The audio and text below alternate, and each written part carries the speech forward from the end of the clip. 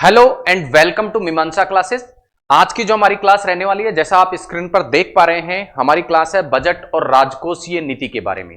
Class को प्रारंभ करने से पहले मैं आपको बता दूं, इकोनॉमी स्पेशल बैच एक हमने चालू किया है, जिसमें हमारा प्रयास है कि जितनी भी प्रतियोगी परीक्षाएं हैं, चाहे एक दिवसीय परीक्षाएं हो, चाहे स्टेट पीसीएस के एग्जाम हो, चाहे आईएएस के एग्जाम हो, उनमें इकोनॉमी से संबंधित जितने भी प्रकार के प्रश्न जनरल स्टडी में पूछे जाते हैं, उनको कवर करने का प्रयास हम हमारे इस बैच के अंतर्गत कर रहे हैं। और जिन टॉपिक से प्रश्न बनते हैं, उन सभी टॉपिक्स को हम लेते हुए चल रहे हैं। इसी कड़ी में आज का टॉपिक, जैसा मैंने आपको प्रारंभ में बताया था, हमारा रहने वाला है बजट और राजकोषीय नीति के बारे में। तो पहले हम बात करेंगे कि बजट क्या होता है, बजट के संवैधानिक प्रावधान क्या होते हैं, साथ ही बजट के खर्चों से संबंधित जो हिस्सा है, बजट में दो पार्ट होते हैं, एक खर्चे का हिस्सा और एक आय का हिस्सा।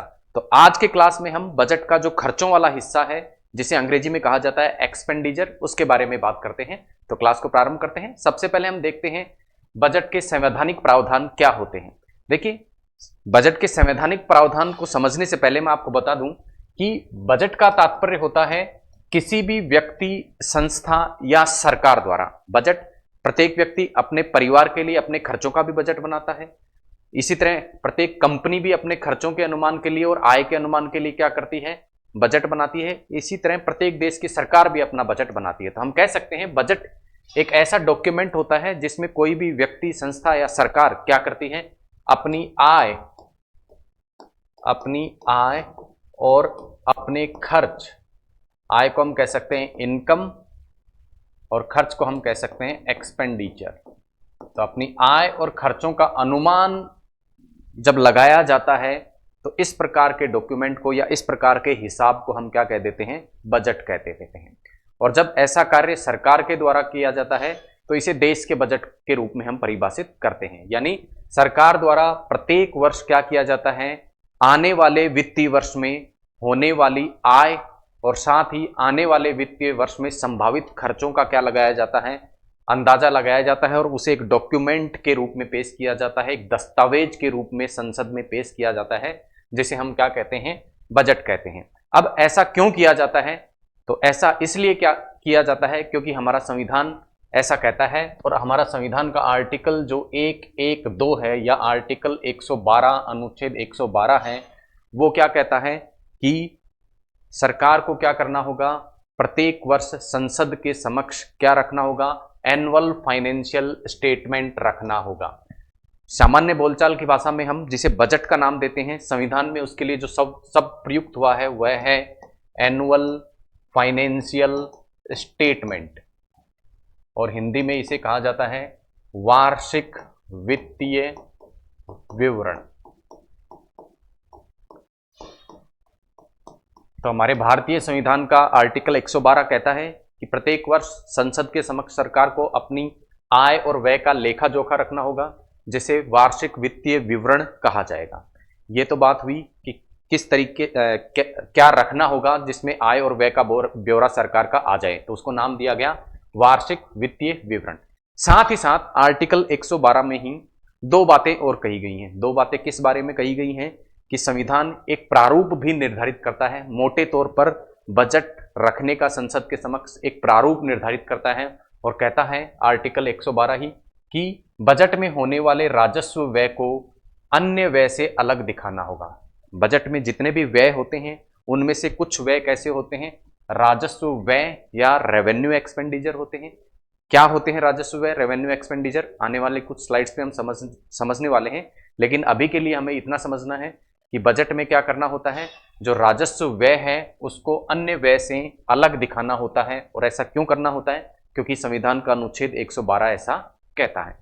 इसी प्रकार संचित निधि पर भारित व्यय, जैसे मैंने आपको बताया, व्यय, कुछ व्यय राजस्व व्यय होते हैं और उसके अतिरिक्त अन्य व्यय होते हैं, उनको अलग दिखाना होता है। उसी प्रकार जो संचित निधि पर भारित व्यय होते हैं, उन्हें भी अन्य व्यय से अलग दिखाना होता है। तो दो प्रकार की शर्तें संविधान के आर्टिकल 112 में बजट के संबंध में आरोपित की गई हैं कि इस प्रारूप में सरकार को प्रत्येक वर्ष संसद के समक्ष अपना बजट रखना होगा। तो संचित निधि पर भारित व्यय क्या होते हैं, इसको भी हम अच्छे से समझने वाले हैं आने वाली क्लास में, और अन्य व्यय क्या होते हैं इसको भी हम समझने वाले हैं। फिलहाल के लिए हमें ये हमारे सामने ये स्पष्ट हो चुका है कि आर्टिकल 112 क्या करता है, सबसे पहले तो ये व्यवस्था करता है कि बजट को संसद के समक्ष रखवाया जाएगा, उसे वार्षिक वित्तीय विवरण या एनुअल फाइनेंशियल स्टेटमेंट के नाम से जाना जाएगा। दूसरी क्या व्यवस्था करता है कि राजस्व व्यय को अन्य व्यय से अलग दिखाया जाएगा, साथ ही साथ संचित निधि पर भारित व्यय को अन्य व्यय से अलग दिखाया जाएगा। ये बात करी हमने संवैधानिक प्रावधानों की। अब जैसा मैंने आपको बताया कि जब बजट पेश किया जाता है तो उसमें कुछ आंकड़े सरकार द्वारा संसद के समक्ष रखे जाते हैं। अब ये जो आंकड़े रखे जाते हैं वो 4 प्रकार के आंकड़े किसी भी वित्तीय वर्ष के बजट में हमें देखने को मिलते हैं। जैसा कि आप इस फोटो में देख पा रहे हैं, आपको 4 वर्षों के आंकड़े 2019-20, 2020-21, 2020-21 और 2021-22 यानी मान के चलें आप एक एग्जाम्पल के माध्यम से कि 2020-21 का माना क्या किया जा रहा है, बजट पेश किया जा रहा है। कौन से वर्ष का? वित्तीय वर्ष 2021-22 का जब बजट पेश किया जाता है तो उस वित्तीय वर्ष 2021-22 के बजट में कुछ अन्य आंकड़े भी होंगे जो किससे संबंधित होंगे, वर्ष 2019-20 से संबंधित होंगे, और 2 आंकड़े इस प्रकार के होंगे जो 2020 और 21 वित्तीय वर्ष से संबंधित होंगे। आइए देखते हैं किस प्रकार के ये आंकड़े होते हैं। उससे पहले हम समझें कि जब भी बजट सरकार द्वारा पेश किया जाता है तो बजट प्राय जो पेश किया जाता है वो फरवरी मार्च माह में सरकार द्वारा पेश किया जाता है, और जो वित्तीय वर्ष चालू होता है वो क्या होता है, 1 अप्रैल से प्रारंभ होता है। तो हम कह सकते हैं माना कि 2021-22 का बजट क्या किया जा रहा है, पेश किया जा रहा है। तो 2021-22 का जब बजट पेश किया जाएगा तो वो बजट कब पेश किया जाएगा, मार्च 2021 में।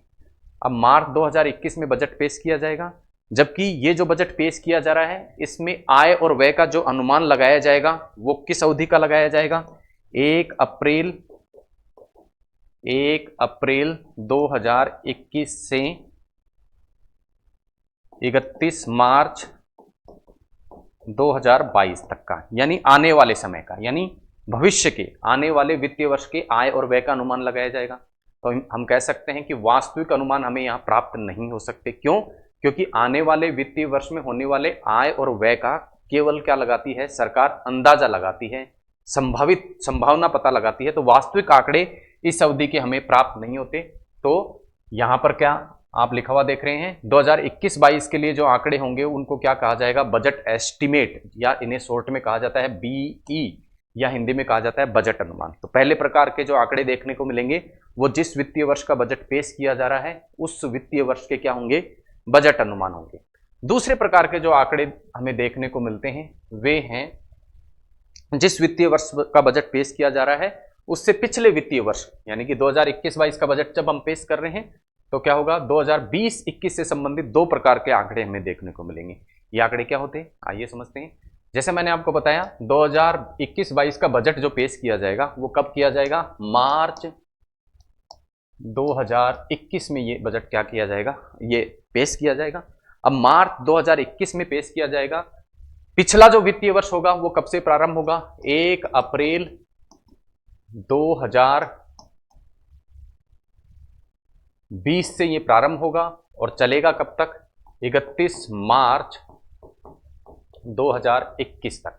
अब माना मार्च 2021 जो है उसमें किस तारीख को, माना 15 मार्च 2021 को बजट पेश किया जा रहा है, तो सरकार के पास केवल कब तक के आंकड़े होंगे, 15 मार्च 2021 तक के आंकड़े ही उपलब्ध होंगे। पिछले वित्तीय वर्ष के भी 15 मार्च 2021 तक के ही आंकड़े सरकार के पास होंगे, लेकिन आंकड़े कब तक के पेश करने हैं, 31 मार्च 2021 तक के आंकड़े पेश करने हैं। तो इस प्रकार से यहाँ भी क्या लगाया जाएगा, पिछले साल के जो बजट अनुमान जो पिछले फाइनेंशियल ईयर में जब बजट पेश किया गया था उनको रखा जाएगा, और उनके मुकाबले संशोधित अनुमान को रखा जाएगा कि वास्तविक रूप से उन अनुमानों में कितना संशोधन हुआ है। ठीक है, वास्तविक आंकड़े 2020-21 के भी हमें प्राप्त नहीं हो पाएंगे। क्यों नहीं हो पाएंगे, क्योंकि माना 15 मार्च 2021 को यदि बजट पेश हो रहा है तो इस तारीख तक 31 मार्च 2021 तक के डेटा नहीं आएंगे। 15 दिन के डेटा सरकार के पास में, 15 दिन के आंकड़े सरकार के पास में नहीं रहेंगे। तो जो पिछले वर्ष बजटीय अनुमान लगाया गया था उनका संशोधन यहाँ पेश कर दिया जाता है, जिसे संशोधित अनुमान या रिवाइज्ड एस्टिमेट कह दिया जाता है।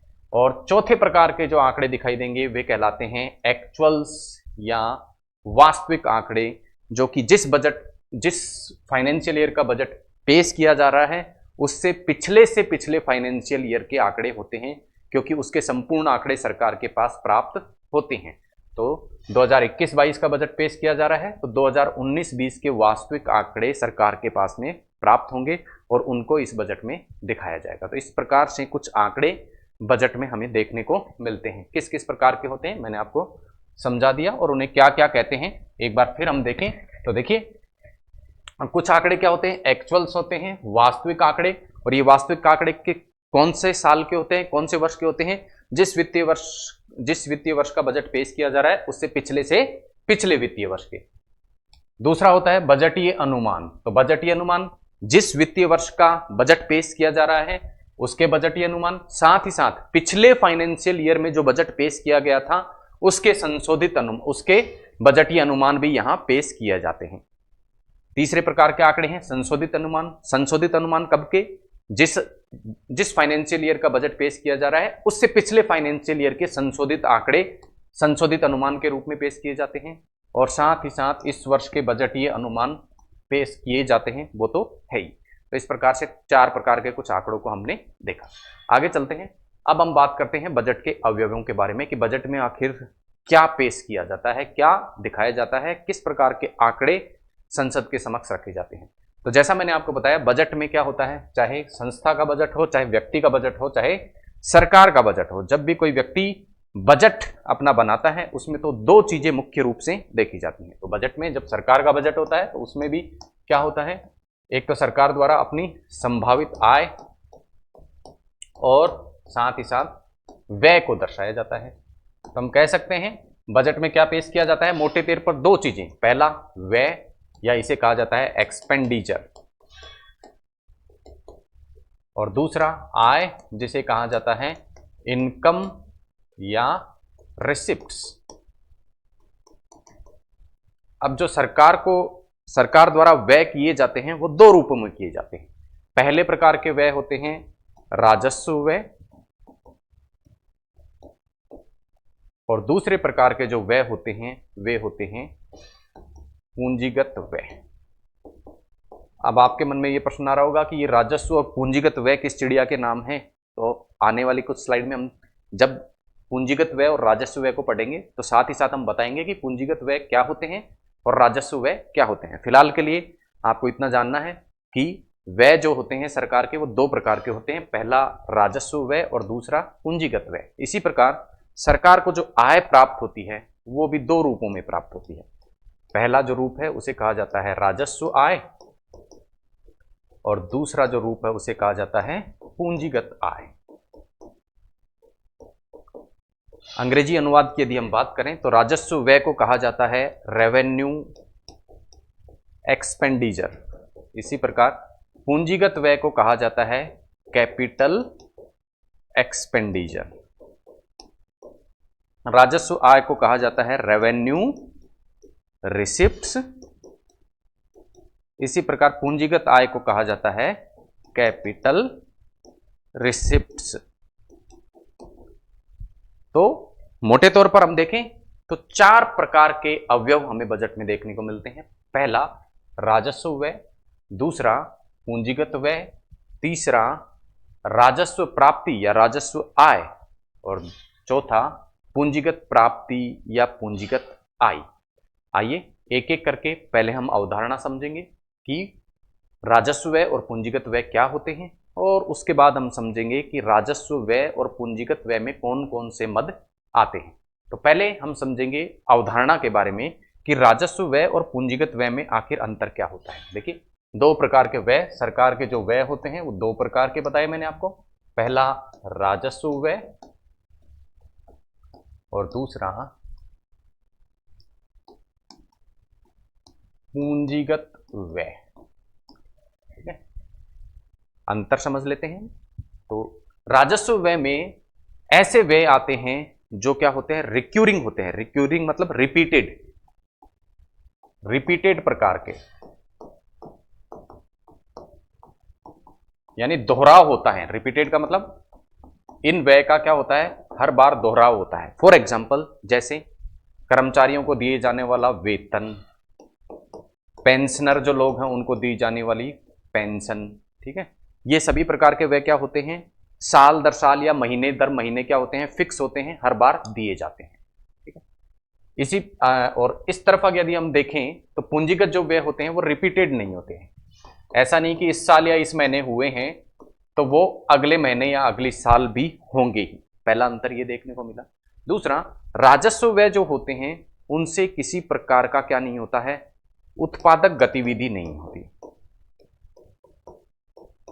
जबकि पूंजीगत जो व्यय होते हैं उनसे क्या होती है, उत्पादक गतिविधियां अर्थव्यवस्था में होती है, यानी कि पूंजी का निर्माण होता है। ठीक है, राजस्व व्यय से क्या नहीं होता, उत्पादक गतिविधियां नहीं होती या पूंजी का निर्माण नहीं होता है।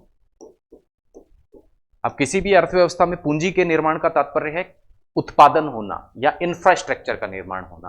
तो उत्पादक गतिविधि यहां होती हैं पूंजीगत व्यय से, और ये उत्पादक गतिविधियां कौन सी होती हैं, जैसे इंफ्रास्ट्रक्चर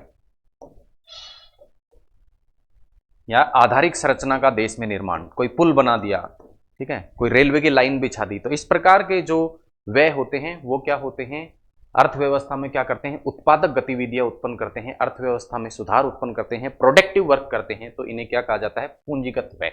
तो अंतर आप समझ पा रहे होंगे, राजस्व व्यय दिन प्रतिदिन या हमेशा रिपीट होने वाले व्यय जो सरकार को करने ही होते हैं, मासिक दर मासिक या वार्षिक दर वार्षिक क्या होता है, इनका रिपीटेशन होता है। लेकिन इन व्यय के बारे में तथ्य क्या है, विशेषता क्या है इनकी, कि इनसे किसी प्रकार का उत्पादक गतिविधियां नहीं होती हैं, किसी प्रकार का पूंजी का निर्माण अर्थव्यवस्था में नहीं होता।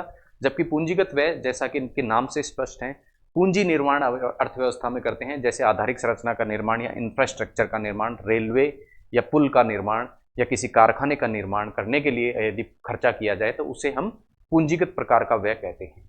और रिपीटेड प्रकार के ये व्यय नहीं होते हैं, ऐसा नहीं कि साल दर साल सरकार को करने ही होते हैं। ये तो बात हुई इनकी अवधारणा की कि राजस्व व्यय और पूंजीगत व्यय क्या होते हैं। अब हम बात करेंगे कि इनके अंतर्गत कौन कौन से मद आते हैं। तो जैसा हमने देखा, एक्सपेंडिचर या व्यय को हमने दो भागों में बांटा था। एक बार मैं फिर से आपको याद दिला दूं कि बजट की हम बात कर रहे थे, बजट को हमने दो भागों में बांटा था। एक भाग होता है बजट का आय और एक भाग होता है व्यय। आय को हमने पुनः दो भागों में बांटा था, कौन कौन सी, राजस्व आय और पूंजीगत आय।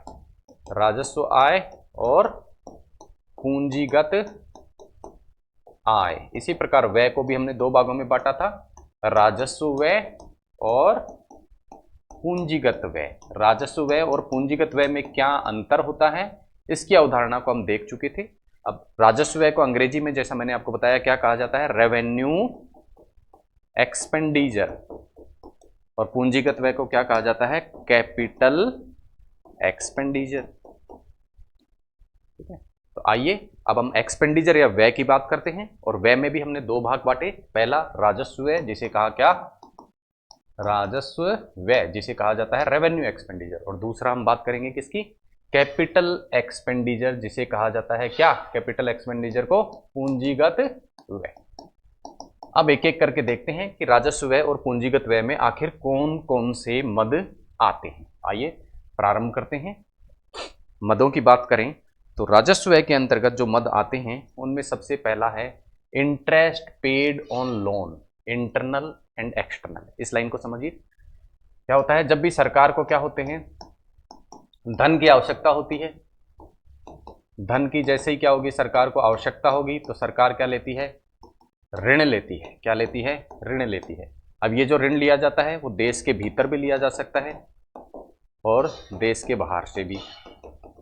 तो चाहे ये ऋण देश के भीतर से लिया गया हो या देश के बाहर से लिया गया हो, दोनों ही प्रकार का ये जो ऋण है वो क्या कहलाता है, राजस्व व्यय कहलाता है। सॉरी, अब जब देश के भीतर से चाहे ऋण लिया हो चाहे देश के बाहर से ऋण लिया गया हो, दोनों पे ही क्या चुकाया जाता है, ब्याज। जब भी कोई व्यक्ति किसी प्रकार का ऋण लेता है तो ब्याज या इंटरेस्ट उसको क्या होता है, चुकाना होता है। तो सरकार द्वारा धन की आवश्यकता होने पर जो ऋण लिया गया है उस ऋण के बदले में जो ब्याज चुकाया जाता है वो कौन से मदों का हिस्सा है, राजस्व व्यय का हिस्सा है। तो पहला मद तो कौन सा हो गया, राजस्व व्यय के अंतर्गत सरकार द्वारा लिए गए ऋण के बदले चुकाया जाने वाला ब्याज, पहला। अब दूसरी बात हम करते हैं, कौन सा, सैलरी या पेंशन। अब सरकार के जितने भी कर्मचारी हैं उन कर्मचारियों को चुकाई जाने वाला वेतन, भत्ते और पेंशन, ये क्या बनाते हैं, दूसरा मद बनाते हैं किसका, राजस्व व्यय का। तीसरे मद की बात करें, सब्सिडी। सब्सिडी का तात्पर्य होता है अनुदान। तो सरकार द्वारा क्या करा जाता है, सरकार द्वारा जो सहायता प्रदान की जाती है, लोगों को सहायता प्रदान करी जाती है, उसे क्या कहा जाता है, सब्सिडी कहा जाता है। जैसे गैस सिलेंडर जब आप खरीदते हैं तो गैस सिलेंडर के मूल्य पर क्या किया जाता है, सरकार द्वारा कुछ सब्सिडी दी जाती है। इसी प्रकार किसानों को यूरिया खरीदने के लिए कुछ सब्सिडी प्रदान करी जाती है। तो इस प्रकार की छूट या अनुदान जो सरकार द्वारा प्रदान किया जाता है उसे हम किस नाम से जानते हैं, सब्सिडी के नाम से जानते हैं। चौथे जो मद की यदि हम बात करें वो इसके अंतर्गत आता है डिफेंस एक्सपेंडिचर। डिफेंस एक्सपेंडिचर का तात्पर्य है रक्षा व्यय। सरकार द्वारा रक्षा बलों पर जो व्यय किया जाता है वह व्यय भी किसके अंतर्गत आता है, राजस्व व्यय के अंतर्गत आता है। अगले मद की हम बात करें तो वो है पोस्टल डेफिसिट। पोस्टल डेफिसिट मतलब डाक विभाग का घाटा। तो देखिए, डाक विभाग सरकार के अधीन एक विभाग है, डाक विभाग। अब ये डाक विभाग क्या करता है, कुछ सेवाएं प्रदान करता है। तो डाक विभाग कुछ सेवाएं प्रदान करने में कुछ आय भी अर्जित करता है और कुछ क्या करता है, इसके व्यय भी होते हैं। यदि आय कम हो जाए और व्यय अधिक हो जाए किसके, डाक विभाग के, तो सरकार को क्या करना होता है, इसकी पूर्ति के लिए डाक विभाग को क्या करना होता है, पैसा देना होता है। तो उस प्रकार का जो खर्च होता है वो भी किसके अंतर्गत आता है, राजस्व व्यय के अंतर्गत आता है। तो हम कह सकते हैं सरकार के अधीन कार्य करने वाले किसी भी विभाग को जब सरकार पैसे देती है तो वो भी किसका हिस्सा है, राजस्व व्यय का हिस्सा है। इसी तरह सरकार द्वारा क्या किया जाता है, अनुदान के रूप में पैसा दिया जाता है। कई बार अनुदान के रूप में पैसा किसको दिया जाता है, राज्यों को दिया जाता है और कई बार दूसरे देशों को भी दिया जाता है। तो इस प्रकार से जो खर्चा होता है वो भी किसके अंतर्गत आता है, राजस्व व्यय के अंतर्गत आता है। तो राजस्व व्यय के अंतर्गत सरकार के कौन कौन से खर्च आ गए। राजस्व व्यय की अवधारणा को जब हमने समझा था तो हमने देखा था कि राजस्व व्यय ऐसे व्यय होते हैं जिनके द्वारा अर्थव्यवस्था में पूंजी निर्माण या उत्पादक गतिविधियां नहीं होती हैं। और इन व्यय के अंतर्गत, राजस्व व्यय के अंतर्गत या रेवेन्यू एक्सपेंडिचर के अंतर्गत मद हमने कौन कौन से देखे, सरकार द्वारा किसी भी प्रकार का जो ऋण लिया गया उसके बदले सरकार द्वारा चुकाया गया ब्याज, पहला नंबर। दूसरा, सरकार द्वारा अपने कर्मचारियों को दी गई वेतन और पेंशन। तीसरा, सरकार द्वारा किसी भी प्रकार की दी गई छूट, सरकार द्वारा रक्षा व्यय के रूप में किया गया खर्च। इसी तरह सरकार के जितने भी विभाग हैं उनको जब सरकार पैसा देती है तो वो राजस्व व्यय का भाग है।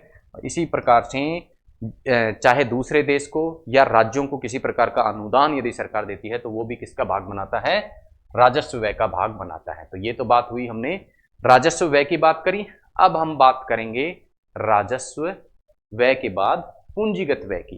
पूंजीगत व्यय जैसा मैंने आपको बताया किस प्रकार के व्यय, ऐसे व्यय, ऐसे खर्चे जो कि किस लिए किए जाते हैं, अर्थव्यवस्था में पूंजी का निर्माण करने के लिए किए जाते हैं। अर्थव्यवस्था में कुछ उत्पादक गतिविधियों को बढ़ावा देने वाले कार्य करने के लिए जब सरकार द्वारा व्यय किए जाते हैं तो उसे क्या कहा जाता है, पूंजीगत व्यय कहा जाता है। अब इस मद में जो पहले प्रकार के व्यय हैं वो हैं internal and external loan. Internal and external loan का तात्पर्य है सरकार द्वारा लिए गए ऋण। सरकार द्वारा बाहरी देशों से लिए गए ऋण लिए गए हों, चाहे देश के अंतर्गत ऋण लिया गया हो, सभी प्रकार के जो ऋण क्या करे जाते हैं, जब दिए जाते हैं, सरकार द्वारा चाहे इंटरनली चाहे एक्सटर्नली क्या करे जाए, ऋण जब दिए जाते हैं तो उस रूप में जो सरकार का खर्चा होता है उसे हम किस रूप में रखते हैं, पूंजीगत व्यय के रूप में रखते हैं। चाहे अन्य किसी देश को सरकार ने ऋण के रूप में पैसा दिया हो, चाहे किसी स्टेट को ऋण के रूप में सरकार ने क्या किया हो, पैसा दिया हो, तो उसे क्या कहा जाता है, पूंजीगत व्यय कहा जाता है। इसी प्रकार सरकार द्वारा जब क्या लिया जाता है, ऋण लिया जाता है अन्य देश से, सरकार द्वारा क्या लिया गया, मान लो पहले क्या लिया गया, ऋण लिया गया। सपोज 2021 में सरकार द्वारा ऋण लिया गया, ठीक है। अब इस ऋण का क्या किया जाता है, सरकार मान लो 2023 में क्या करती है, भुगतान करती है वापस से। तो यहां क्या होगा, ये पैसा बजट में से निकलेगा। इसका मतलब वो खर्च के रूप में गिना जाएगा। और ये खर्च किस रूप में गिना जाएगा, पूंजीगत व्यय के रूप में गिना जाएगा। तो पूंजीगत व्यय का पहला मद क्या हो गया? किसी भी प्रकार का लोन या ऋण जब सरकार द्वारा लिया जाता है वो क्या हो गया? दिया जाता है, सॉरी, किसी भी प्रकार का ऋण या लोन सरकार द्वारा दिया जाता है तो वो क्या हो गया? पूंजीगत व्यय हो गया। इसी प्रकार किसी भी पुराने ऋण का पुनर्भुगतान यदि सरकार द्वारा किया जाता है तो वो भी किसका भाग हो गया? पूंजीगत व्यय का भाग हो गया। तीसरा इसका मद है वो है डिफेंस एक्सपेंडिचर। अब आप देखेंगे और पाएंगे कि डिफेंस एक्सपेंडिचर या रक्षा व्यय राजस्व व्यय का भाग भी आपको दिख रहा था और साथ ही साथ में पूंजीगत व्यय का भी भाग यहां बता रहा हूं। तो रक्षा व्यय से संबंधित वे सभी व्यय या वे सभी खर्चे जो किस रूप के होते हैं? रक्षा बलों के वेतन पेंशन से संबंधित होते हैं, वे तो किस में आते हैं? राजस्व व्यय में आते हैं। जबकि रक्षा बलों से संबंधित वे सभी व्यय जो मान लो रक्षा बलों के लिए जमीन खरीदी जा रही है, कोई मशीनरी खरीदी जा रही है, तो ये सभी प्रकार के जो व्यय होते हैं ये अर्थव्यवस्था में क्या करते हैं? पूंजी का निर्माण करते हैं या आधारिक संरचना का निर्माण करते हैं। तो ये राजस्व व्यय में ना आकर किस में आते हैं? कौन से व्यय में आते हैं? पूंजीगत व्यय में आते हैं। अगले व्यय की बात करें पूंजीगत के रूप में तो वो है liabilities of government. Liabilities of government का तात्पर्य है कि सरकार क्या करती है? कई बार किसान विकास पत्र या अन्य सिक्योरिटी जारी करके लोगों से पैसा एकत्रित करती है। तो सरकार क्या करती है? लोगों से पैसा एकत्रित करती है। उस पैसे को जब सरकार वापस चुकाती है तो वो भी किस रूप में गिना जाता है? पूंजीगत व्यय के रूप में गिना जाता है। तो आइए एक बार फिर से हम देख लें, वापस से हम समझ लें पूरी प्रक्रिया को। होता क्या है? बजट जब सरकार द्वारा पेश किया जाता है तो दो भाग होते हैं बजट के, एक आय वाला भाग और एक व्यय वाला भाग। जो व्यय वाला भाग होता है उसके पुनः दो भाग होते हैं, एक तो राजस्व व्यय और एक पूंजीगत व्यय। पूंजीगत व्यय, राजस्व व्यय और पूंजीगत व्यय में क्या अंतर होता है हम देख चुके हैं। अब हम बात करेंगे कि राजस्व व्यय में कौन कौन से मद आते हैं। तो राजस्व व्यय में ये सभी मद आते हैं, सभी मदों के विस्तार से हम बात कर चुके हैं। इसी प्रकार पूंजीगत व्यय में कौन से मद आते हैं? तो ये वाले व्यय आते हैं। अंतर समझ चुके, कौन कौन से मद राजस्व व्यय के अंतर्गत आते हैं इसको हम समझ चुके हैं। अब आगे बढ़ते हैं और हम बात करते हैं व्यय से संबंधित कुछ तथ्यों के बारे में। देखिए, सरकार द्वारा जब बजट पेश किया जाता है तो उस बजट की कुछ विशेषताएं हमें देखने को मिलती हैं और कुछ वर्षों के बजट का यदि हम सूक्ष्मता से अध्ययन करें तो हम पाएंगे कि भारत का जब बजट पेश किया जाता है तो सभी बजटों में एक कॉमन चीज हमें देखने को मिलती है, वो ये है कि सरकार द्वारा जो राजस्व व्यय किया जाता है, सरकार का जो राजस्व व्यय होता है वो सदैव पूंजीगत व्यय से अधिक होता है।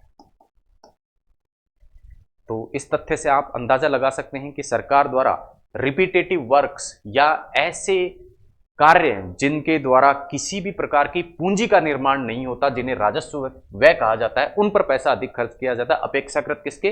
पूंजीगत व्यय के।